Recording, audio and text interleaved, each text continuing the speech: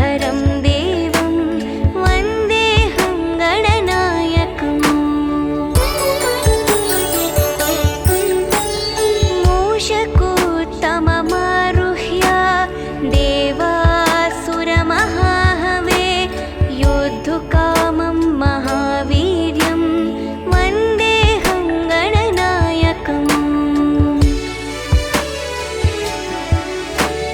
यक्षकिन्निरगन्धर्वक्ष सिद्धविद्याधरैः सदा स्तूयमानं महाबाहुं वन्देऽहं गणनायकम्।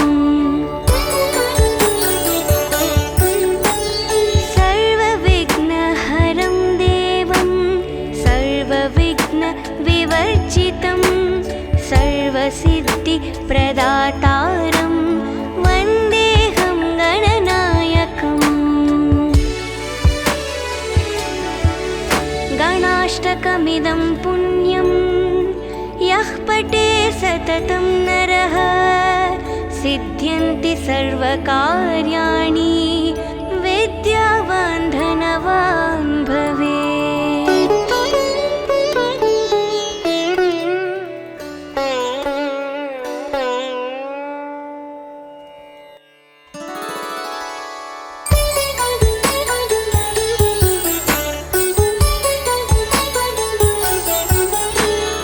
एकदन्तं महाकायं तप्तकाञ्चनसन्निभं लम्बोदरं विशालाक्षं वन्देऽहं गणनायकम्।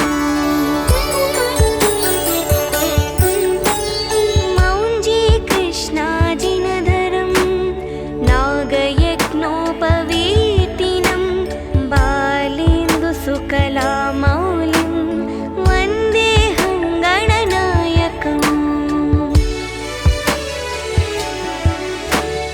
अम्बिकाहृदयानन्दं मातृभिः परिवेष्टितं भक्तिप्रियं मदोन्मत्तं वन्देऽहं गणनायकम्।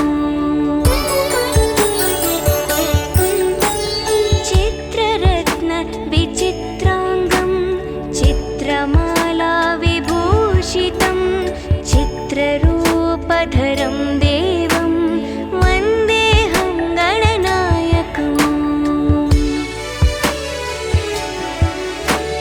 गजवक्त्रं सुरश्रेष्ठं कर्णचामरभूषितं पाशाङ्कुशधरं देवं वन्देऽहं गणनायकम्।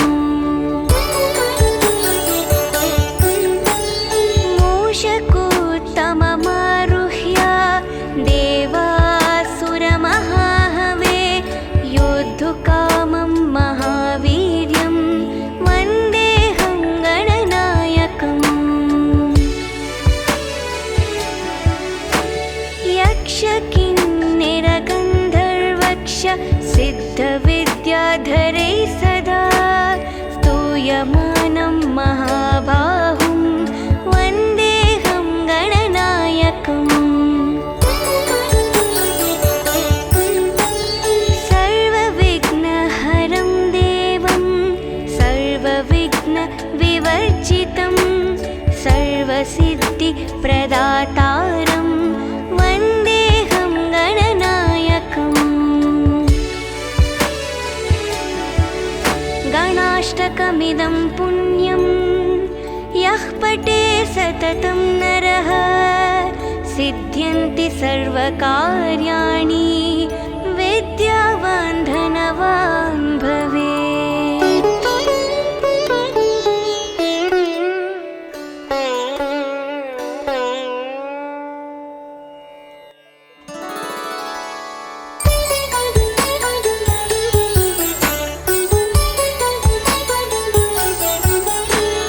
एकदन्तं महाकायं तप्तकाञ्चनसन्निभं लम्बोदरं विशालाक्षं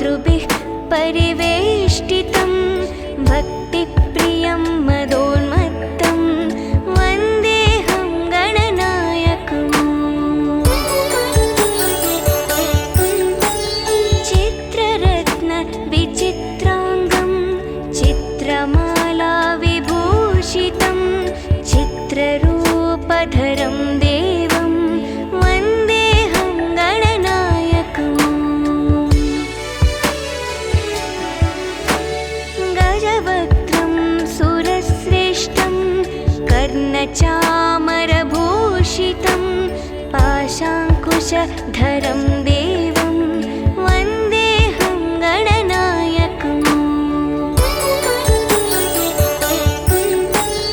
मूषकोत्तममारुह्य देवासुरमहाहवे योद्धुकामं महावीर्यं वन्देऽहं गणनायकम् यक्षकिन्निरगन्धर्वक्ष सिद्धविद्याधरैः सदा स्तूयमानं महाबाहुं वन्देऽहं गणनायकम् सर्वविघ्नहरं देवं सर्वविघ्नविवर्जितं सर्वसिद्धिप्रदातारं वन्देऽहं गणनायकम् गणाष्टकमिदं पुण्यं यः पठे सततं नरः सिद्ध्यन्ति सर्वकार्याणि विद्यावान् धनवान् भवेत्।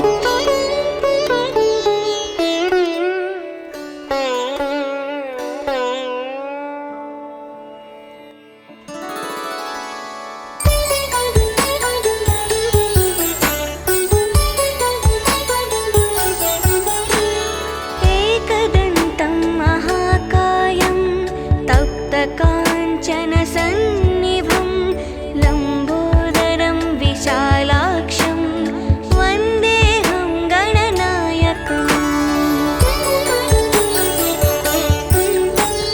मौञ्जीकृष्णाजिनधरं नागयज्ञोपवीतिनं बालेन्दुसुकलामौलिं वन्देऽहं गणनायकम् अम्बिकाहृदयानन्दं मातृभिः परिवेष्टितं भक्तिप्रियं मदोन्मत्तं वन्देऽहं गणनायकम् चित्ररत्नविचित्राङ्गं चित्रमालाविभूषितं चित्ररूपधरं देवं वन्देऽहं गणनायकम् गजवक्त्रं सुरश्रेष्ठं कर्णचामरभूषितं पाशाङ्कुशधरं देवं वन्देऽहं गणनायकम्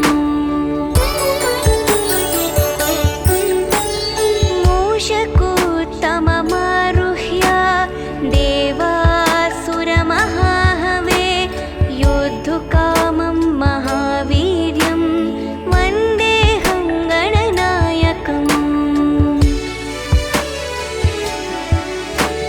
यक्षकिन्निरगन्धर्वक्ष सिद्धविद्याधरैः सदा स्तूयमानं महाबाहुं वन्देऽहं गणनायकम्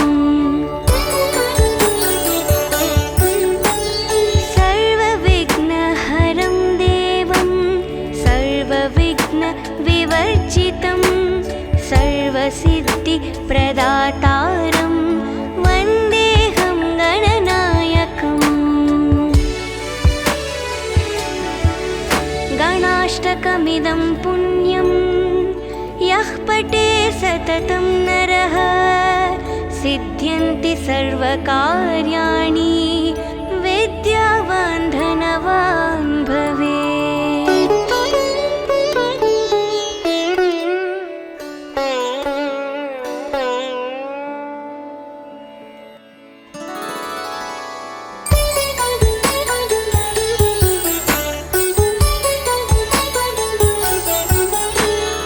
एकदन्तं महाकायं तप्तकाञ्चनसन्निभं लम्बोदरं विशालाक्षं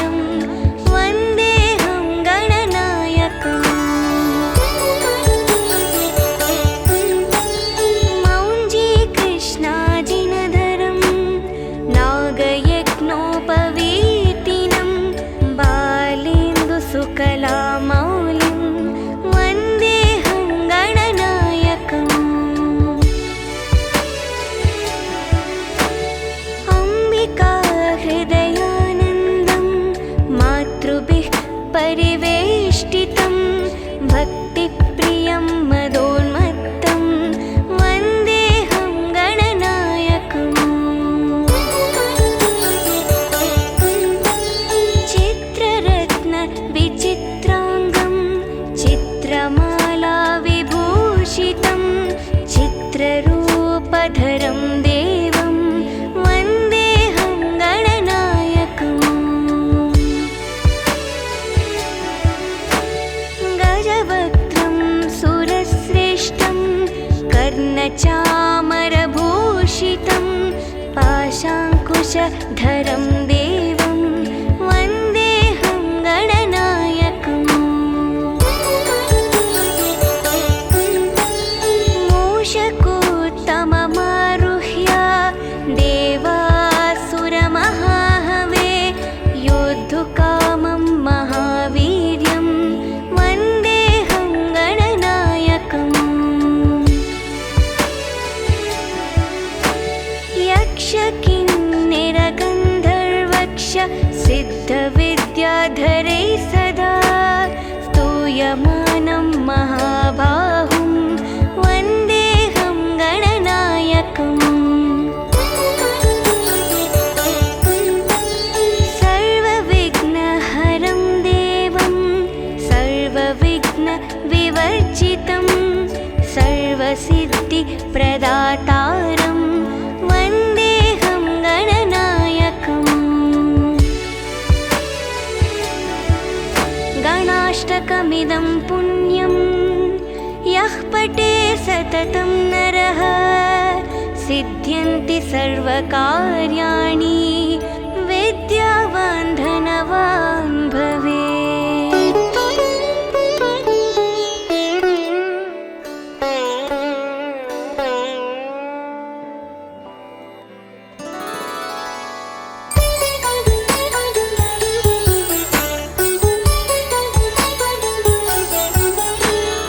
एकदन्तं महाकायं तप्तकाञ्चनसन्निभं लम्बोदरं विशालाक्षं वन्देऽहं गणनायकम्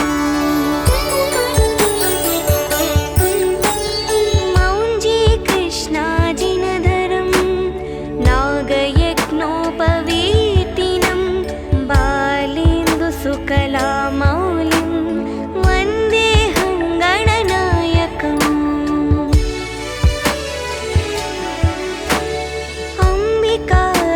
अम्बिकाहृदयानन्दं मातृभिः परिवेष्टितं भक्तिप्रियं मदोन्मत्तं वन्देऽहं गणनायकम्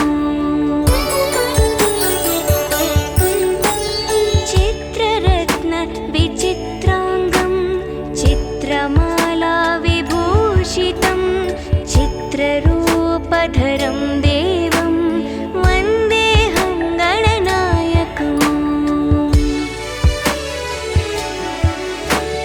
गजवक्त्रं सुरश्रेष्ठं कर्णचामरभूषितं पाशाङ्कुशधरं देवं वन्देऽहं गणनायकम्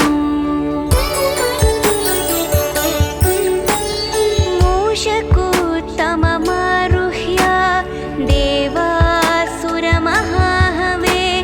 योद्धुकामं महावीर्यं वन्देऽहं गणनायकम्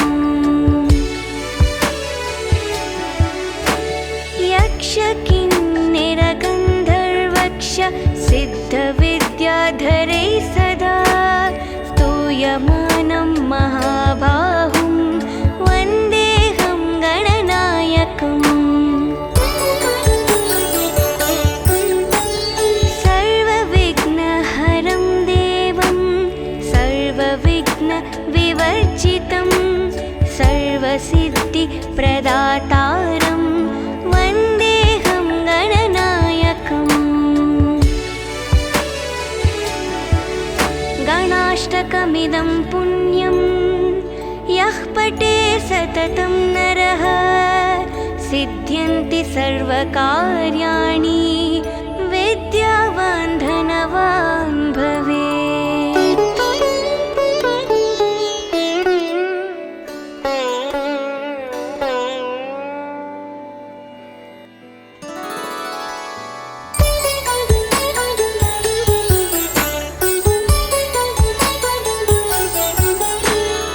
एकदन्तं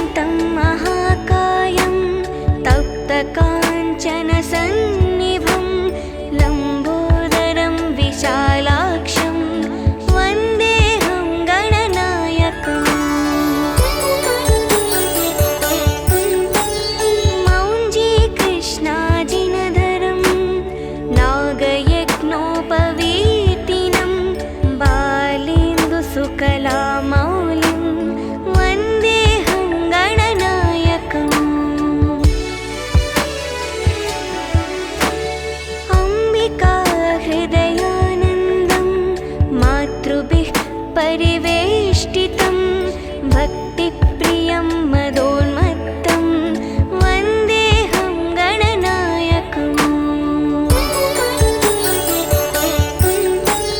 चित्ररत्न विचित्राङ्गं चित्रमाला विभूषितं चित्ररूपधरं देवं वन्देऽहं गणनायकम् गजवक्त्रं सुरश्रेष्ठं कर्णचामरभूषितं पाशाङ्कुशधरं देवं वन्देऽहं गणनायकम् मूषकोत्तममारुह्य देवासुरमहाहवे योद्धुकामं महावीर्यं वन्देऽहं गणनायकम् यक्षकिन्निरगन्धर्वक्ष सिद्धविद्याधरै सदा स्तूयमानं महाबाहुं वन्देऽहं गणनायकम् सर्वविघ्नहरं देवं सर्वविघ्नविवर्जितं सर्वसिद्धिप्रदातारं वन्देऽहं गणनायकम् गणाष्टकमिदं पुण्यं यः पठे सततं नरः सिद्ध्यन्ति सर्वकार्याणि विद्यावान् धनवान् भवेत्।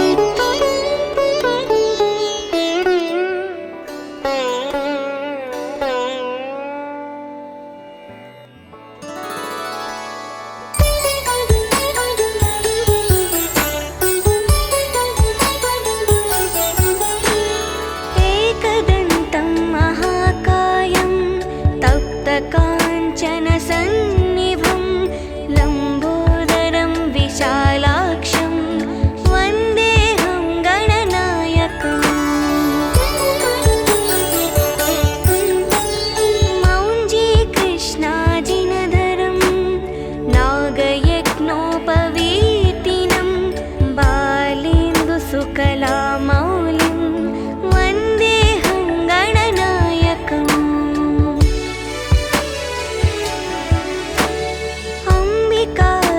अम्बिकाहृदयानन्दं मातृभिः परिवेष्टितं भक्तिप्रियं मदोन्मत्तं वन्देऽहं गणनायकम् चित्ररत्न विचित्राङ्गं चित्रमाला विभूषितं चित्ररूपधरं देवं वन्देऽहं गणनायकम् गजवक्त्रं सुरश्रेष्ठं कर्णचामरभूषितं पाशाङ्कुशधरं देवं वन्देऽहं गणनायकम्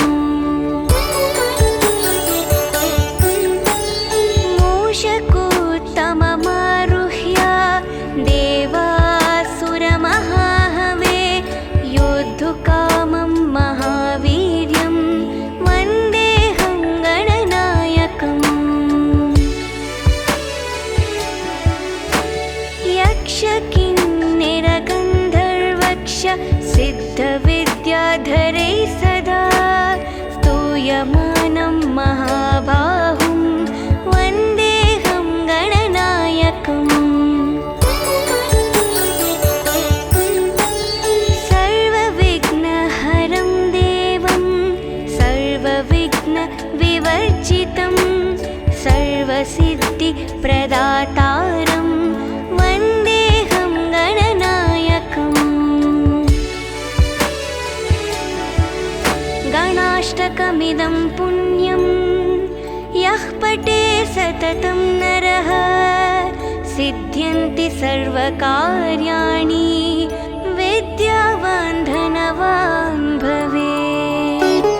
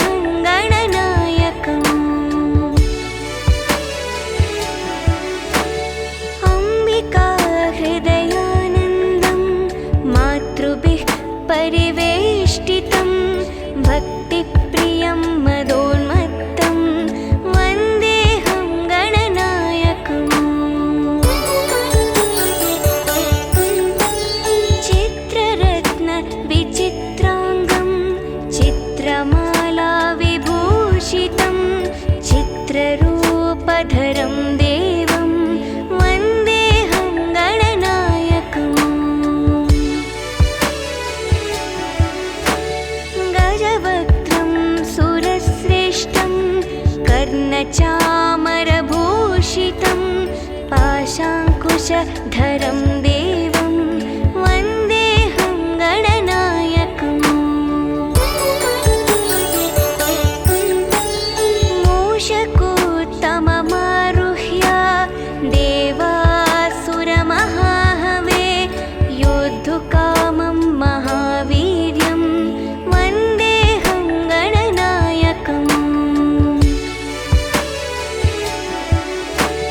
यक्षकिन्निरगन्धर्वक्ष सिद्धविद्याधरैः सदा स्तूयमानं महाबाहुं वन्देऽहं गणनायकम् सर्वविघ्नहरं देवं सर्वविघ्नविवर्जितं सर्वसिद्धिप्रदातारं वन्देऽहं गणनायकम् गणाष्टकमिदं पुण्यं यः पठे सततं नरः सिद्ध्यन्ति सर्वकार्याणि विद्यावान् धनवान् भवेत्।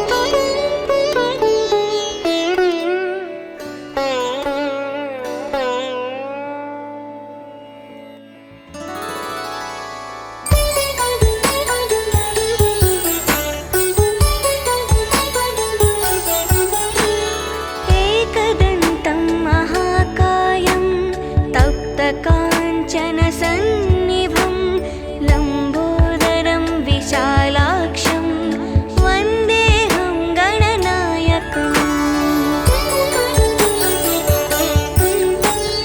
मौञ्जीकृष्णाजिनधरं नागयज्ञोपवीतिनं बालेन्दुसुकलामौलिं वन्देऽहं गणनायकम् अम्बिकाहृदयानन्दं मातृभिः परिवेष्टितं भक्तिप्रियं मदोन्मत्तं वन्देऽहं गणनायकम् चित्ररत्नविचित्राङ्गं चित्रमालाविभूषितं चित्ररूपधरं देवं वन्देऽहं गणनायकम् गजवक्त्रं सुरश्रेष्ठं कर्णचामरभूषितं पाशाङ्कुशधरं देवं वन्देऽहं गणनायकम्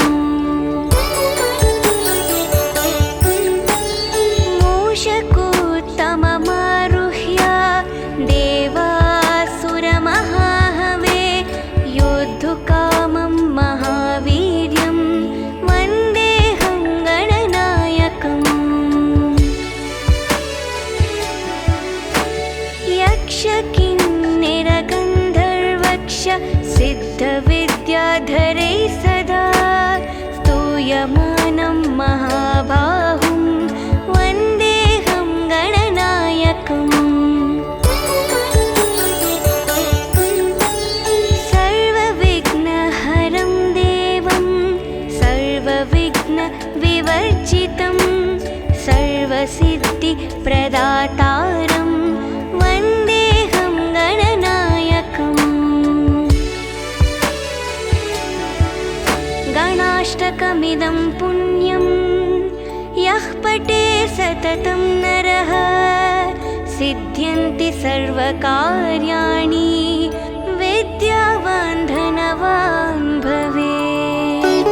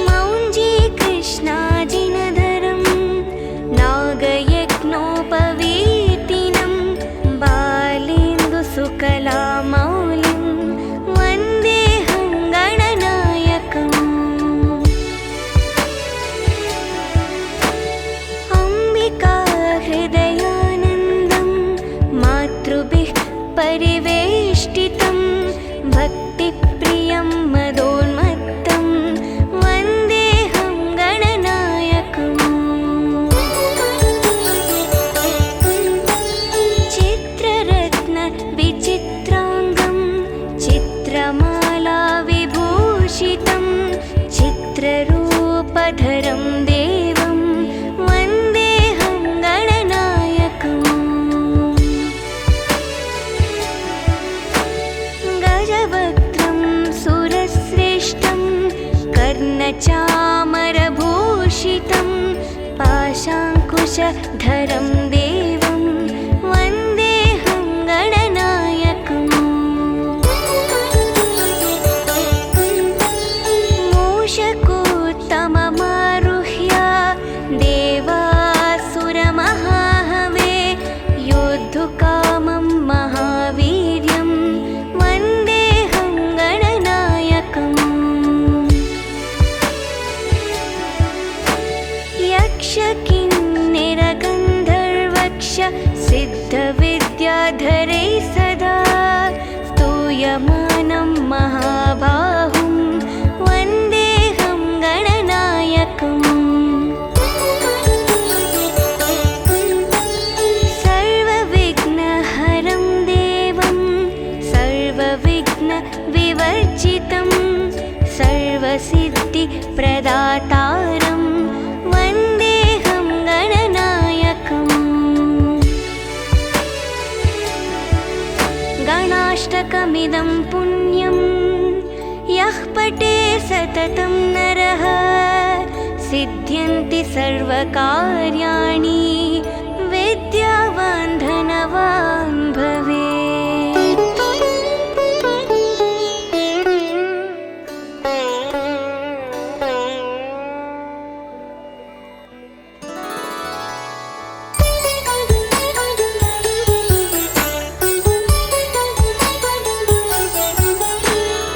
एकदन्तं महाकायं तप्तकाञ्चनसन्निभं लम्बोदरं विशालाक्षं वन्देऽहं गणनायकम् मौञ्जीकृष्णाजिनधरं नागयज्ञोपवीतिनं बालेन्दुसुकलामौलिं वन्देऽहं गणनायकम् अम्बिकाहृदयानन्दं मातृभिः परिवेष्टितं भक्तिप्रियं मदोन्मत्तं वन्देऽहं गणनायकम् चित्ररत्नविचित्राङ्गं चित्रमालाविभूषितं चित्ररूपधरं देवं वन्देऽहं गणनायकम् गजवक्त्रं सुरश्रेष्ठं कर्णचामरभूषितं पाशाङ्कुशधरं देवं वन्देऽहं गणनायकम्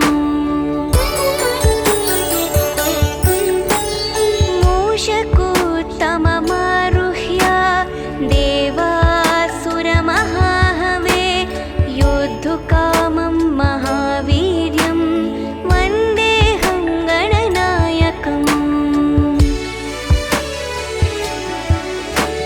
यक्षकिन्निरगन्धर्वक्ष सिद्धविद्याधरैः सदा स्तूयमानं महाबाहुं वन्देऽहं गणनायकम्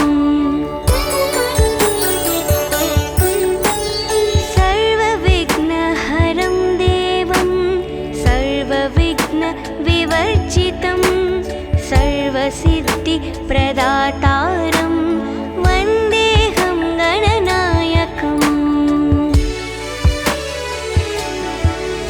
गणाष्टकमिदं पुण्यं यः पठे सततं नरः सिद्ध्यन्ति सर्वकार्याणि विद्यावान् धनवान् भवेत्।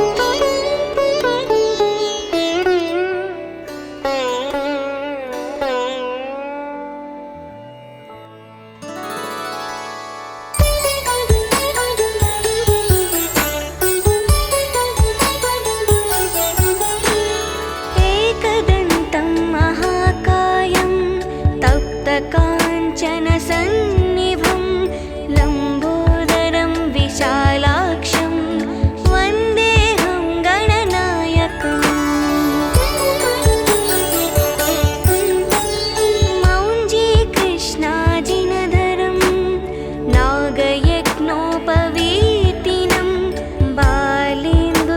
सकलामौलिं वन्देऽहं गणनायकम् अम्बिका हृदयानन्दं मातृभिः परिवेष्टितं भक्तिप्रियं मदोन्मत्तं वन्देऽहं गणनायकम् चित्ररत्नविचित्राङ्गं चित्रमाला विभूषितं चित्ररूपधरं देवं वन्देऽहं गणनायकम् गजवक्त्रं सुरश्रेष्ठं कर्णचामरभूषितं पाशाङ्कुशधरं देवं वन्देऽहं गणनायकम्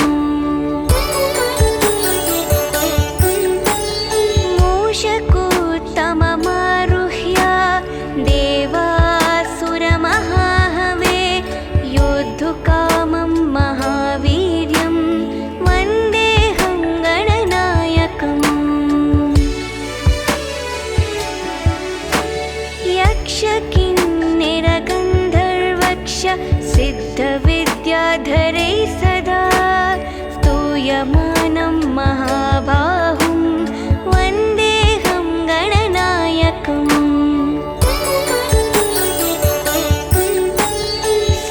सर्वविघ्नहरं देवं सर्वविघ्नविवर्जितं सर्वसिद्धिप्रदातारं वन्देऽहं गणनायकम् गणाष्टकमिदं पुण्यं यः पठे सततं नरः सिद्ध्यन्ति सर्वकार्याणि विद्यावान् धनवान् भवेत्।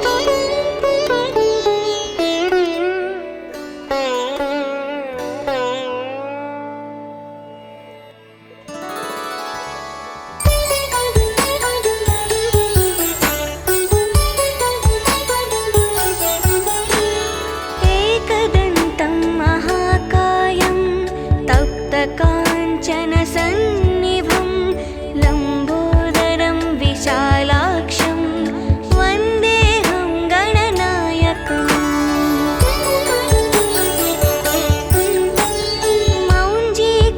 मौञ्जीकृष्णाजिनधरं नागयज्ञोपवीतिनं बालेन्दुसुकलामौलिं वन्देऽहं गणनायकम्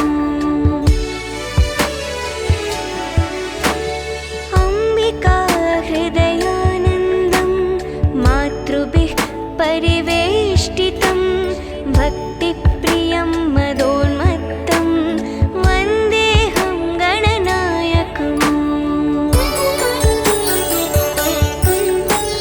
चित्ररत्नविचित्राङ्गं चित्रमाला विभूषितं चित्ररूपधरं देवं वन्देऽहं गणनायकम्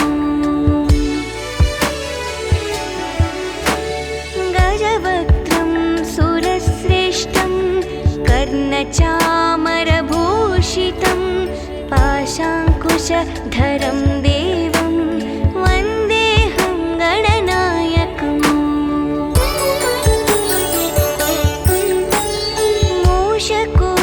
मूषकोत्तममारुह्य देवासुरमहाहवे योद्धुकामं महावीर्यं वन्देऽहं गणनायकम् यक्षकिन्निरगन्धर्वक्ष सिद्धविद्याधरैः सदा स्तूयमानं महाबाहुं वन्देऽहं गणनायकम्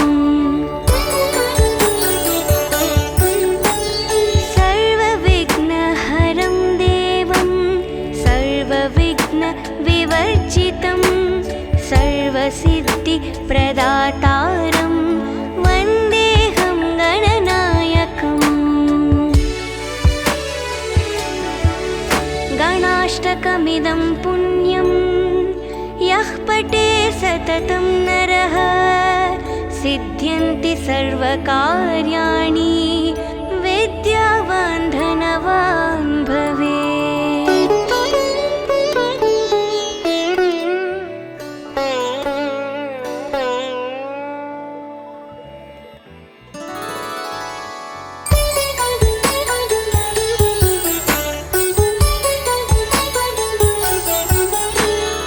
एकदन्तं महाकायं तप्तकाञ्चनसन्निभं लम्बोदरं विशालाक्षं वन्देऽहं गणनायकम्।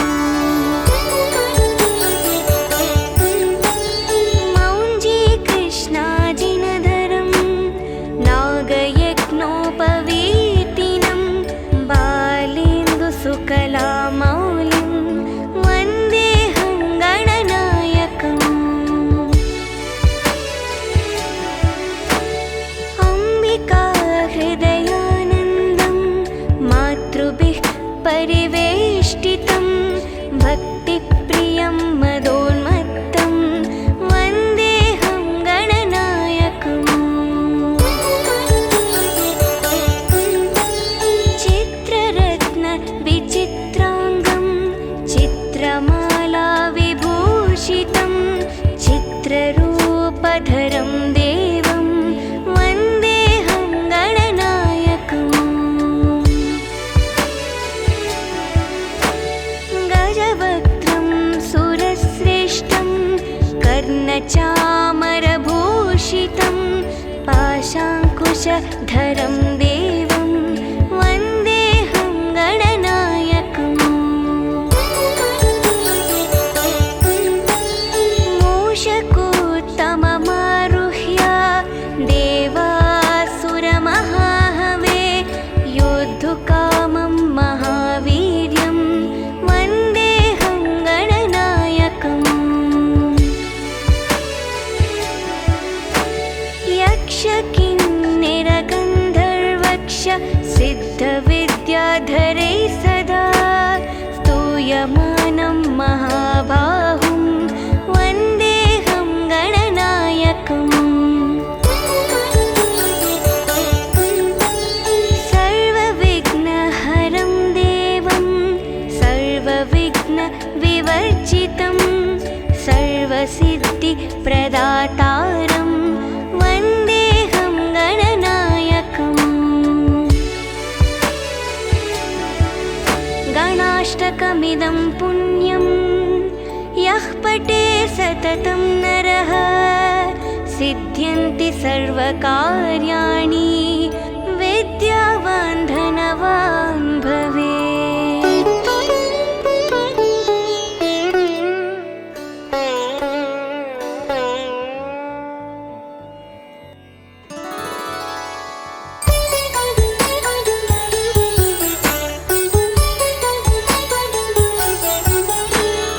एकदन्तं महाकायं तप्तकाञ्चनसन्निभं लम्बोदरं विशालाक्षं वन्देऽहं गणनायकम्।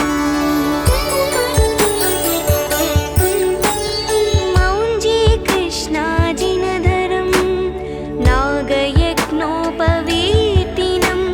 बालेन्दुसुकलामौलिं वन्देऽहं गणनायकम्। अम्बिका हृदयानन्दं मातृभिः परिवेष्टितं भक्तिप्रियं मदोन्मत्तं वन्देऽहं गणनायकम्। चित्ररत्नविचित्राङ्गं चित्रमाला विभूषितं चित्ररूपधरं देवं वन्देऽहं गणनायकम्। गजवक्त्रं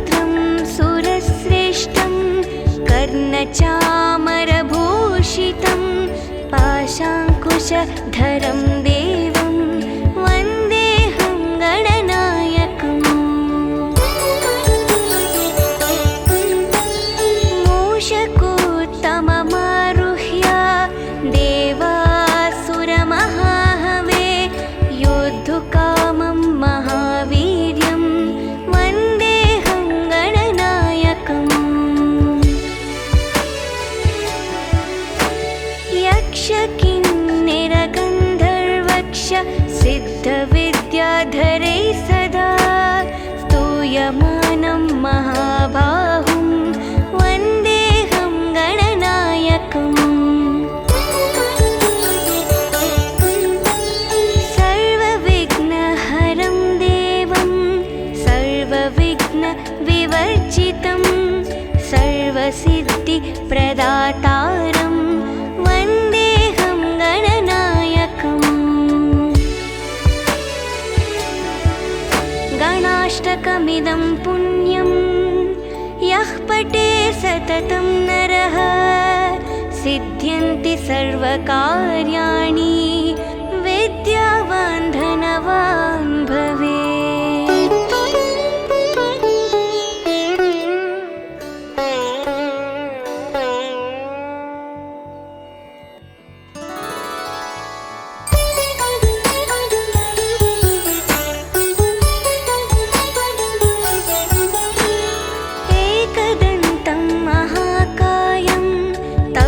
काञ्चनसन्निभं लम्बोदरं विशालाक्षं वन्देऽहं गणनायकम्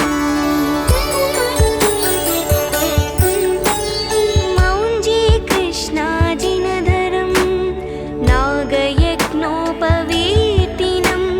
बालेन्दुसुकलामौलिं वन्देऽहं गणनायकम्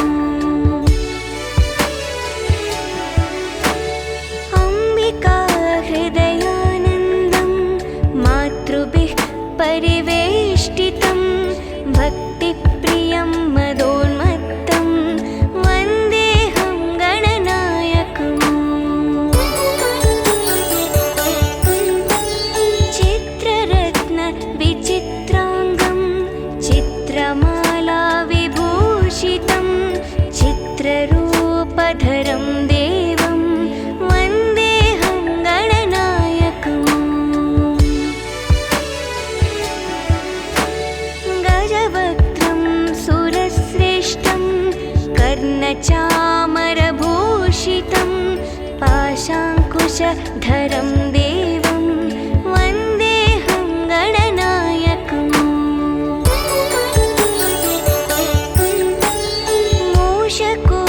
मूषकोत्तममारुह्य देवासुरमहाहवे योद्धुकामं महावीर्यं वन्देऽहं गणनायकम् यक्षकिन्निरगन्धर्वक्ष सिद्धविद्याधरे सदा स्तूयमानं महाबाहुं वन्देऽहं गणनायकम् सर्वविघ्नहरं देवं सर्वविघ्नविवर्जितं सर्वसिद्धिप्रदातारं वन्देऽहं गणनायकम् गणाष्टकमिदं पुण्यं यः पठे सततं नरः सिद्ध्यन्ति सर्वकार्याणि विद्यावान् धनवान् भवेत्।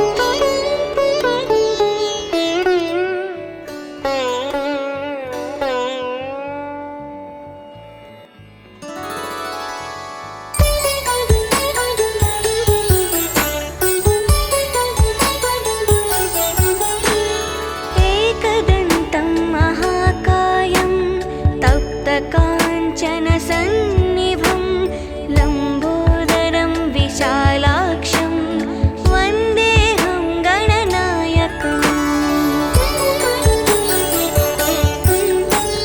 मौञ्जीकृष्णाजिनधरं नागयज्ञोपवीतिनं बालेन्दुसुकलामौलिं वन्देऽहं गणनायकम्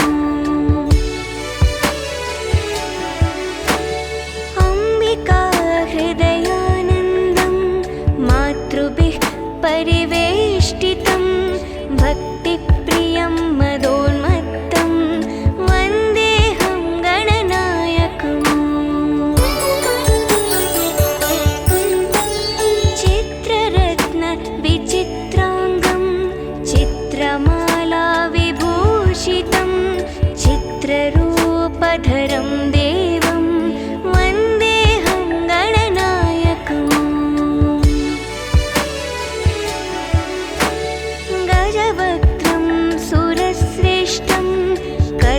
चामरभूषितं पाशाङ्कुशधरं देवं वन्देऽहं गणनायकम्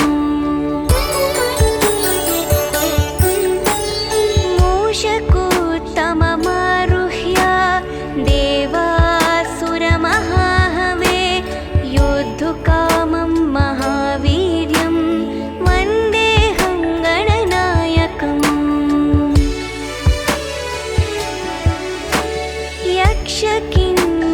यक्षकिन्निरगन्धर्वक्ष सिद्धविद्याधरैः सदा स्तूयमानं महाबाहुं वन्देऽहं गणनायकम्